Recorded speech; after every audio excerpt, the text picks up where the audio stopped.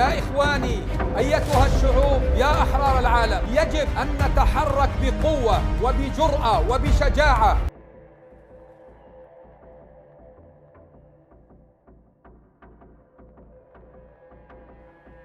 Kelompok Perlawanan Palestina Hamas pada Kamis 31 Juli 2025 memperingati 1 tahun pembunuhan pemimpin mereka Ismail Haniyeh yang tewas di Teheran, Iran pada 31 Juli tahun lalu.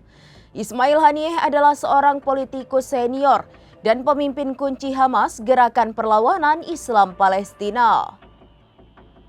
Kelompok Perlawanan Palestina Hamas pada 31 Juli 2025 memperingati 1 tahun pembunuhan pemimpin mereka Ismail Haniyeh yang tewas di Teheran, Iran pada 31 Juli tahun lalu.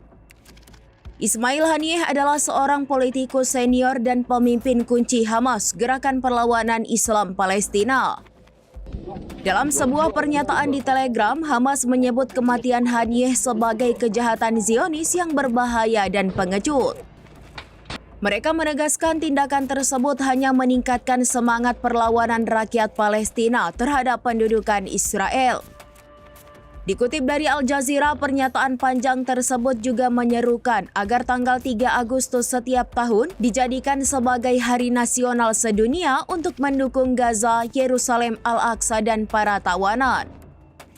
Tujuan akhir yang ditekankan adalah hingga pendudukan diusir dari seluruh tanah kami dan hingga rakyat kami mencapai kebebasan mereka.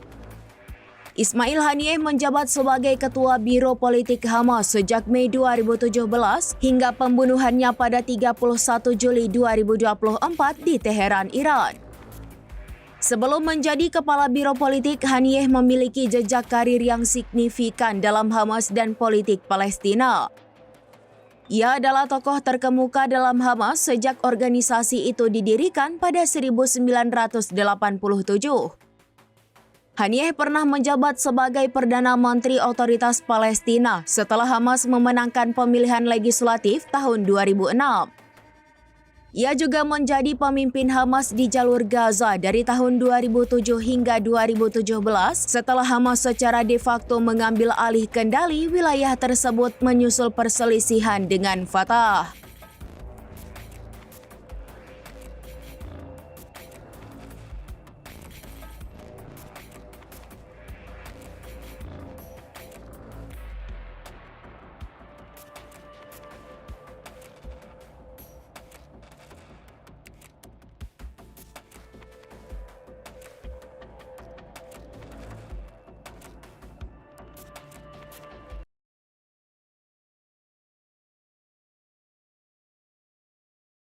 Demikian informasi terkini Syederalon. Saksikan terus informasi lainnya. Jangan lupa like dan share seluruh akun serambinews.com.